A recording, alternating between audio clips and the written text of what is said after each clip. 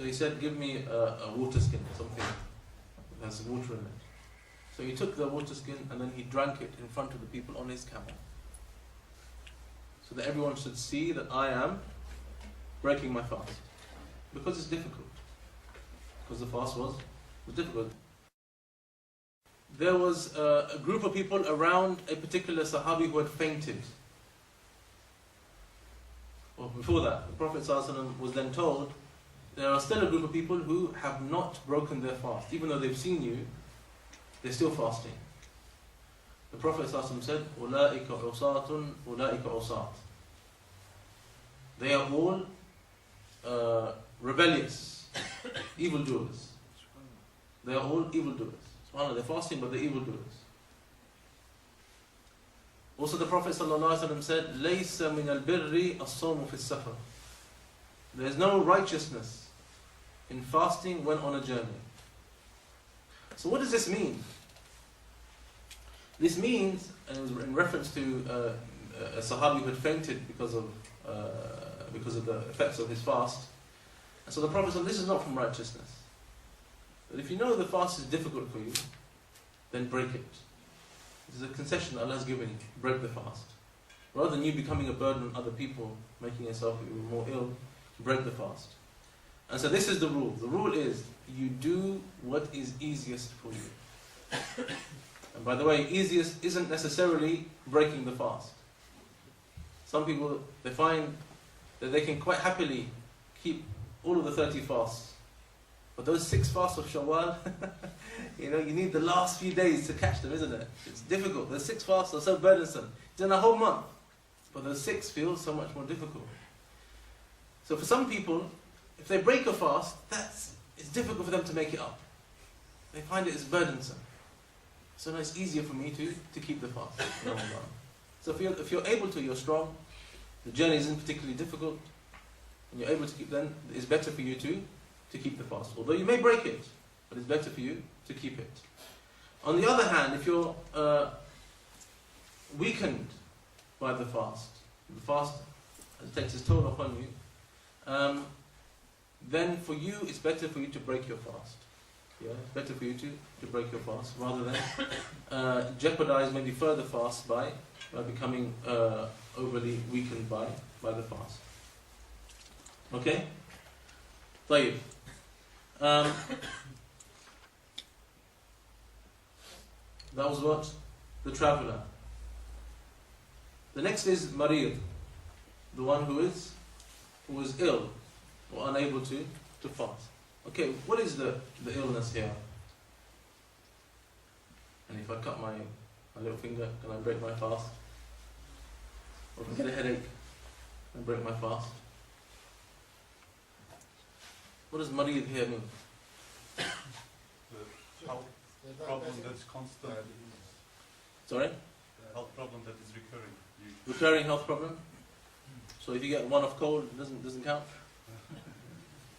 No, but if the fast is actually affecting your, the fasting makes the illness worse. Okay, yeah. So that's it, yeah? So, the illness either that makes you worse or delays you getting better. If you were to fast, and you have, let's say, a cold, or you have some kind of viral infection, and you have to keep hydrated, and by fasting, if it's going to delay your recovery, or if it's going to make you worse, then this is a type of illness that allows for you to break your fast. Not any illness. This type of illness allows for you to break your fast.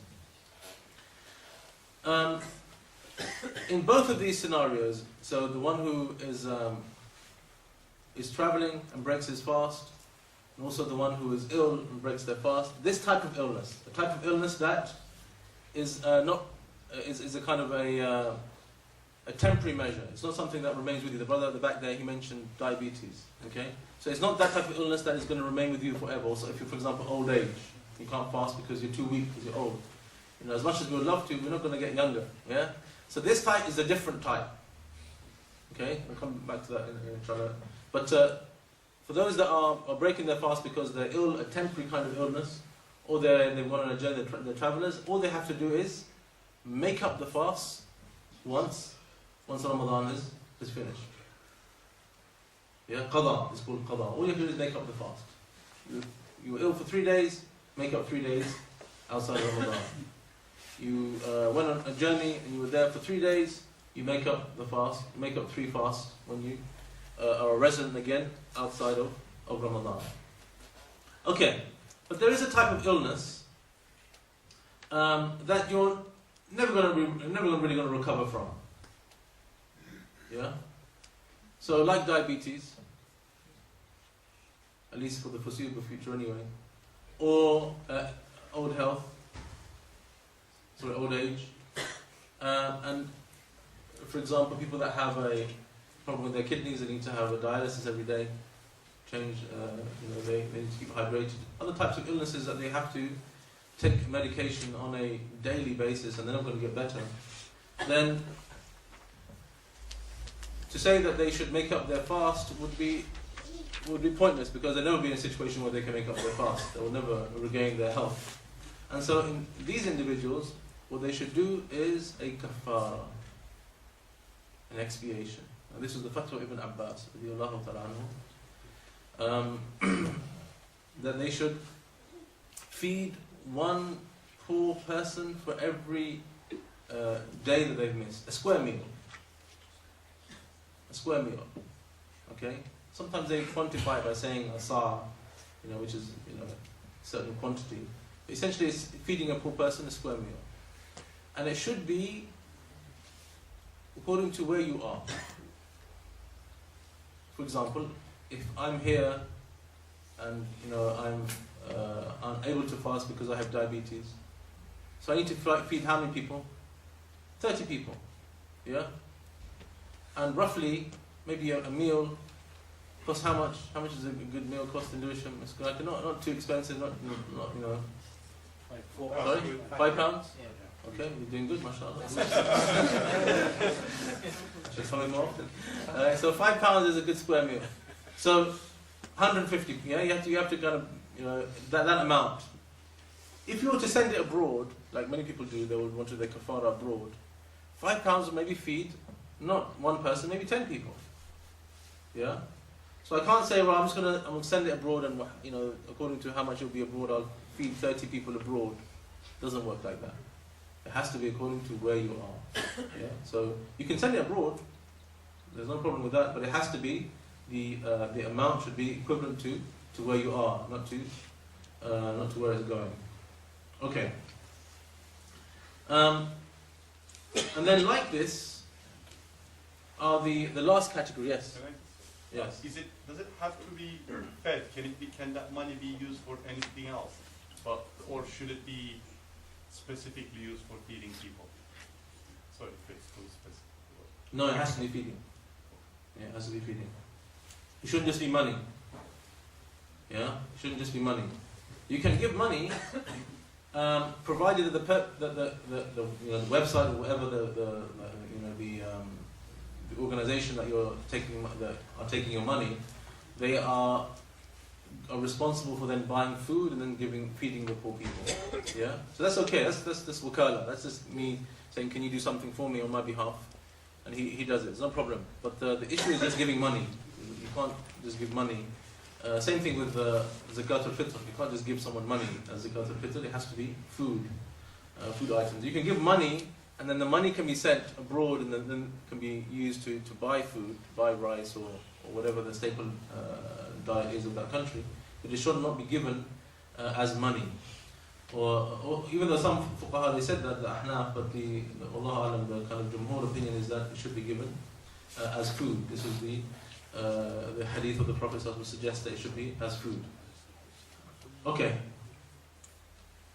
So then, the last category of people are really 3. So those who have an excuse are 3. They are a woman who's menstruating, and a woman who's pregnant, and menstruating, and also those that have are bleeding because of childbirth, and also women who are breastfeeding. Okay, so these also are excused. Women who are menstruating or bleeding due to childbirth, then they're not allowed to fast. And if they were to fast, their fast wouldn't count. Doesn't count. And all they have to do is to make up those days that they've missed outside of Ramadan. Okay? Aisha radiallahu ta'ala anha was asked, why, she was asked by someone, why is it that a woman who is menstruating has to make up the fast, but doesn't have to make up the prayers? She said, are you from that place where there were some heretical people that were very extremists, even at that time? She said, are you from those women? From over there? He said, no, I'm just asking. What's the reason? She said, this is how we were commanded by the Prophet ﷺ, to make up the fast and not to make up the prayers. Okay, the woman who is pregnant or breastfeeding. So they're considered to be like someone who is sick. And some of the fuqaha make a distinction between a woman who breaks her fast when she's pregnant because she herself feels too fatigued by the fast, and a woman who breaks her fast because she's worried about her growing fetus in her body, in her stomach. Yeah? The difference between a woman who is worried about herself, she herself, I'm too tired, I'm fatigued, I can't fast, I get too weak. Or a woman who says, I'm quite fine, I'm okay to fast, but I'm worried that if I fast, it's going to affect the growing fetus. It may not develop as it should. The same thing with the breastfeeding. She's worried that she may stop lactating if she does not hydrate, milk may run out if she stops, she fasts. So the same thing applies for her. That if she's breaking the fast because of herself, then all she has to do is to make up the fast, because she's like the ill person. But if she's breaking the fast not primarily because of her own weakness, her own sickness, but because she's worried about her fetus growing in her womb, then not only does she has to make up the fast, but she also has to do a kafara. Okay? Not only does she have to make up the fast, but she has to do a kafara as well. Okay? That's according to the Hanabila. They have good there's good strength to that opinion. Okay. Yes. So we said that for every day. So if a woman she breaks her fast, if she's pregnant, she breaks her fast because she's herself worried about her own physical health. So she's like the sick person. What does the sick person have to do? They have to make up the fast, other than outside of Ramadan, when they're fit and healthy again. Okay? But if she's breaking her fast, not primarily because of her own weakness, but more out of the fear of her growing embryo, growing baby in her womb, then she also has to make up the fast, has to make qada. But in addition to qada, she has to do kafara. Because she's not really breaking the fast for herself. She's breaking it for something that's slightly beyond herself, and so this extended ruling is given to them. Allahu A'lam. Does that apply for breastfeeding as well? The same. Yeah, the same for breastfeeding as well. Okay. So that's who has to fast. So what did we say who has to fast? We said the Muslim, baligh, sane person, resident, not traveller, able, not unwell. That includes a person who's temporarily unwell or permanently unwell because of either a medical condition or old age, and then who doesn't have any restriction. And the restriction we said are three. Restrictions are someone who is menstruating or bleeding due to childbirth, or someone who is pregnant, someone who is breastfeeding. That's simple, isn't it? Okay. So, what are the obligatory acts, or the arkan of the fast. So the obligatory acts, what I have.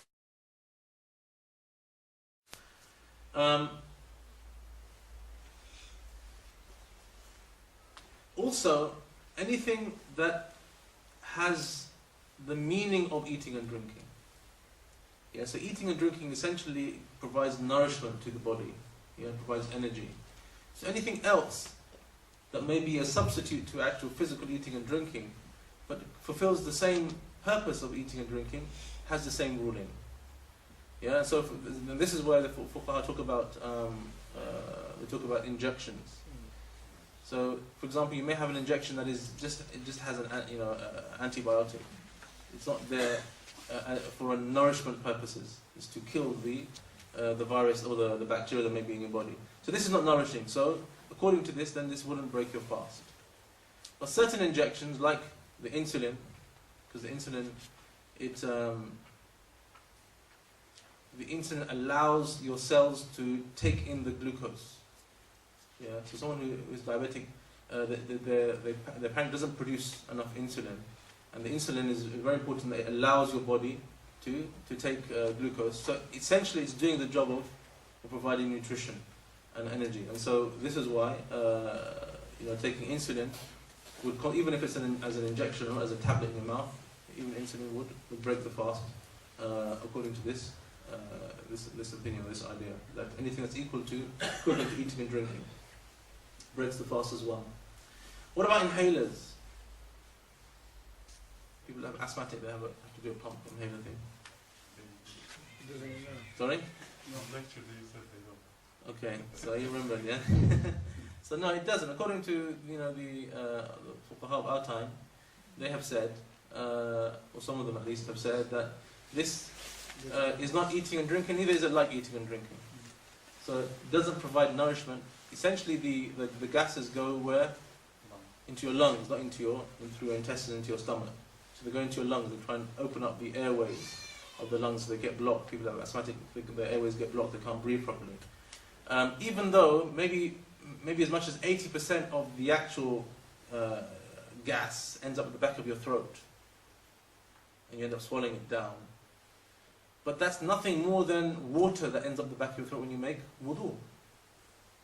Yeah, there's a huge amount of water that remains in your mouth, even when you spit it out, after gargling your mouth.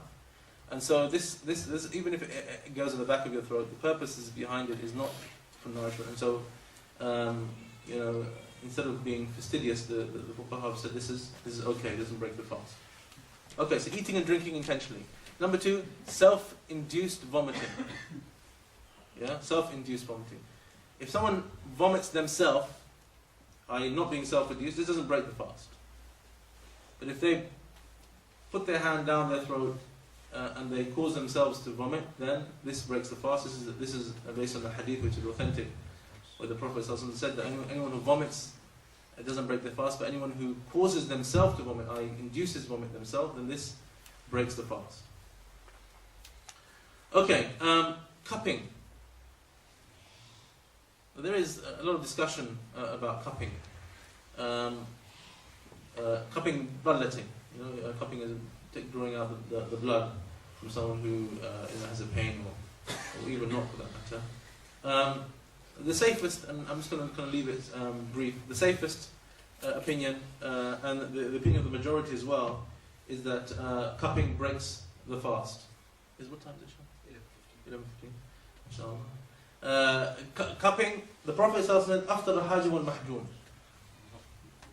that the one who gets cupped and the one who is doing the cupping, both their fasts break. So the one who is cupped, that's really quite obvious, because if you've been cupped before, some people, when they get cupped, because there's a lot of blood comes out, they get weak, they feel very weak, they feel faint, and they have to drink, or they'll end up, horizontal. And I've seen this myself. The person who said, "I'm going to vomit, I'm feeling very faint," give them a small drink, and they're fine. So it's like the one who gets cupped. It's like he's allowing himself to break the fast because it will result in him breaking the fast. So the Sharia, there's a general rule مَا قَارَبَ شَيْءٍ أَخَذَ حُكْمَهُ. Whenever something gets close to something, it takes its ruling. And so because getting cupped may be the reason behind someone eats and drinks, and that's the reason for them breaking the fast, instead of going 2 steps, we just 1 step. The cupping itself breaks the fast. Okay? And we took this before, if you might remember. Where? Someone who sleeps.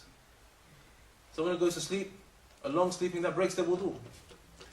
Not because the sleeping itself breaks the wudu, but because when you're asleep, because you're not in control of your body, you may break wind without knowing.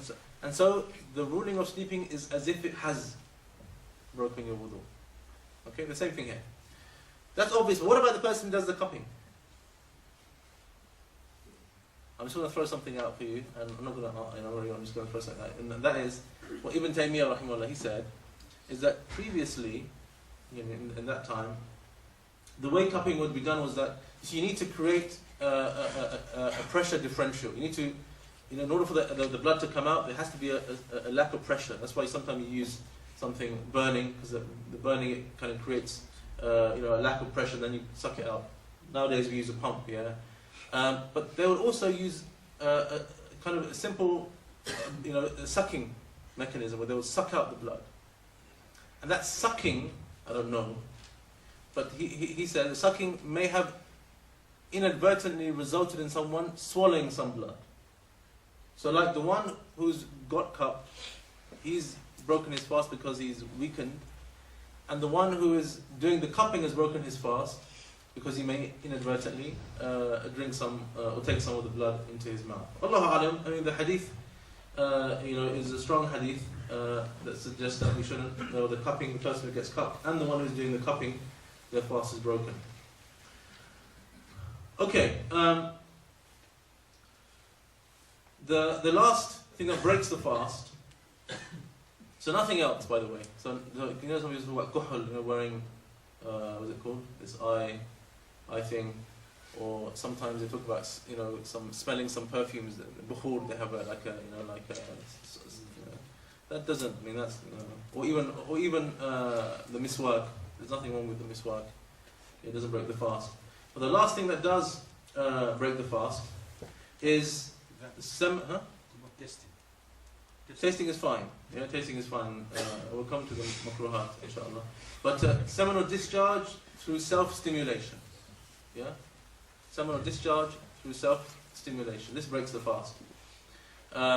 Because it's like, it's fulfilling your desires, and this is one of the things that breaks the fast.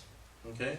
And there's no difference of opinion that I know of about this matter. Okay.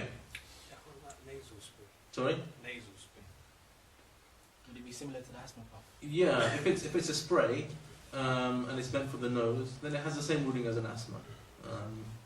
Even though there may be some that would go to the back and end up, but it's because the purpose is not for nourishment, it's for the nose. Allah. What about getting angry and fight? Sorry? Getting angry and fight. Getting angry and fighting? Yeah, it's a good question. Yeah, because the Prophet ﷺ said, "Man lam yada' qawl az-zur wal 'amal bihi, falaysa lillahi hajatan an yada'a ta'amahu wa sharabahu." Whoever doesn't leave false speech and acting upon falsehood, then Allah is in no need for him to refrain from eating and drinking. So I mean, the question really is the true meaning of the fast. Technically, he hasn't broken his fast. Technically, he doesn't have to make up the fast, but he's lost the whole spirit of fast, like the hadith mentions. If your behavior hasn't been modified by the fast, you're still doing the same things that you were before, then you haven't really understood the true message of the fast. You may technically have fasted, like someone who comes and prays. Technically, they've done all the things in the prayer, but their heart could be somewhere else. It could be, whatever they're thinking about home. So they kind of hit hierarchy. So a man came. This is a lovely hadith. Really, it's a beautiful hadith. Sahih Bukhari, Sahih Muslim. This man comes to the Prophet ﷺ. He's stressed. He's very upset. He says, "Halaktu wa ahlakt." I'm destroyed and I've destroyed someone else. The Prophet says, what happened? He said, I had relations with my wife during the daylight hours while fasting, Ramadan. So the Prophet ﷺ, he doesn't get upset with him. Doesn't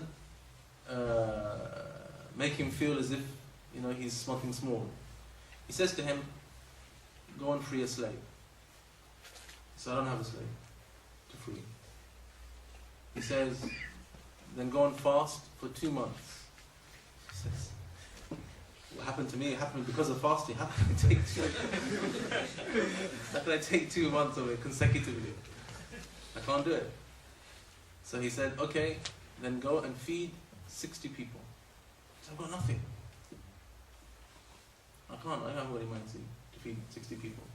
To feed. SubhanAllah, this is my footnote, yeah. SubhanAllah, this poor person had such strong shahwah. It's amazing, isn't it? Someone who has nothing, you'd think that someone who has nothing, where would their mind be thinking about? About how to get something, how to get some food, how to get some. He's thinking about other things. Anyway, he just sits down. Says, okay, sit down. You don't have anything, sit down. And then after a short time, some sadaqah came to the Prophet, a big container. Okay. So the Prophet says, "Where's that man?" He says, "Come here. Take these dates and feed it to the poor." So he says, "What? Poorer than me?" There's no one poorer than me. Who am I going to feed? So the Prophet smiled. He said, go and take these dates and feed your family. Look at the rahmah of Islam. This man comes in, he's frightened. He's done something wrong. And because of the Prophet ﷺ and the manner of the Prophet ﷺ, he knows that he can ask. I mean, he could have said, okay. But he knows that the Prophet, because he's so kareem, he's so merciful and generous, if he pushed him, the Prophet ﷺ would give him. So he comes to the Prophet ﷺ with this big problem. He's goes back with food to feed his family. Amazing, really, amazing hadith. So anyway, from this hadith we learn that these are the 3 levels of expiation for someone who falls into this mistake. Now, number 1, if he has a slave, he frees a slave. In the absence of there being any slaves, he should fast for 2 months. If he is unable to fast for 2 months consecutively, then he should feed 60 people, every person, a square meal. Yeah, or half a sa'a. Okay, 2 meals. No. How much is a day if you break? Sorry? 60 plus 1. And of course the qada, the one that he missed as well, that's right. 60 plus 1. How do we apply the freedom Gonna of leave it slave out. at the moment? Sorry? How do we apply the freedom of slave now, nowadays? Easy, you say there's no slaves, so go to the next one. What is that? Doesn't mean there won't be slaves. They may come and do it, inshallah. طيب. Is there anything else I missed?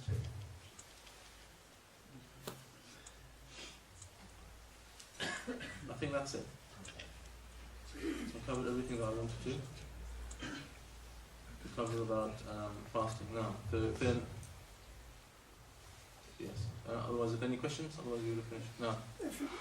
If a woman fasted, but in the middle of the day, she menstruated, what is this? Okay, good question. So if the uncle's asking if a woman, she began the day by fasting and then her menses came in the middle of the day, then that has violated the day. So the day doesn't count.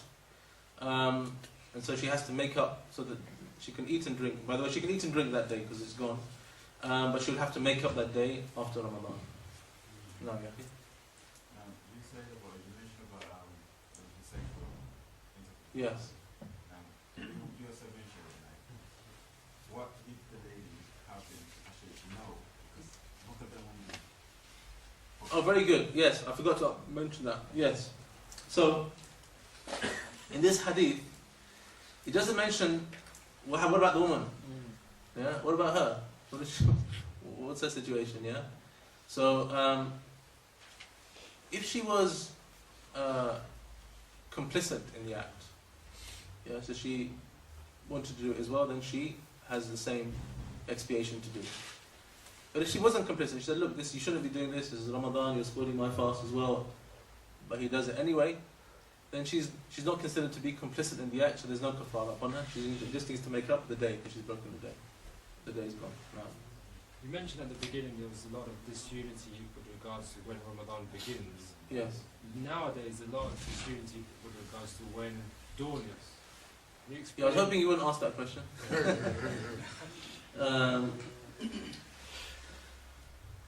There's no real easy answer to that.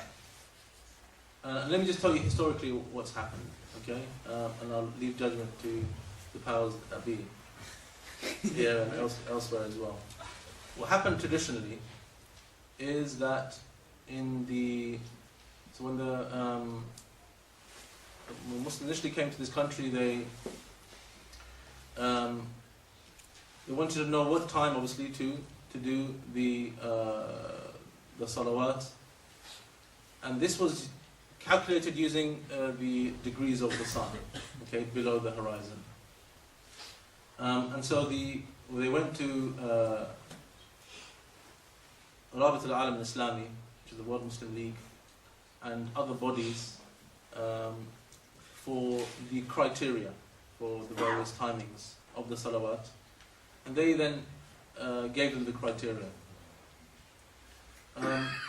This became problematic, particularly in the summer months, and so there was a delegation, or there was a group of Muslims in, I think, either Denmark or Belgium, I don't remember which, who in the 70s they went back and asked for further clarification. Is there any kind of leeway? And the World Muslim League, they came back with the same criteria. They just re-endorsed what they had done previously. Now, prior to that, what had happened is, the issue is really with, of course, with Isha, Fajr, is that when do we decide the Isha time has begun and the Fajr time has begun? And the way, of course, you decide is through looking at the sky. So when according to the Jumhur, the Shafaq al-Ahmar disappears, the redness from the sky disappears, Isha time begins. For Fajr, when the horizon, when the dawn, the horizontal dawn, not the vertical dawn, the horizontal dawn appears, then the Fajr time is said to begin. So what the Muslim scholars did, and this is from as early as the 3rd and 4th century, so I'm talking about something recent, what they did was, the scholars would say that this is now Fajr has begun, and they would then coincide that with a reading of the angles of the sun. So it's not the other way round. Okay? Some people say, no, why don't we just go with the sighting? It was based on sighting. It's all based on sighting. And so then this criteria came that when does Isha begin? Isha begins when the sun is between 19 and 17.5 degrees below the horizon. When it's that far below the horizon, then the redness, because red is the shortest wavelength, it can't refract into our atmosphere, so that's when Isha time begins. And similarly, when it's that degree coming up, that's when Fajr begins.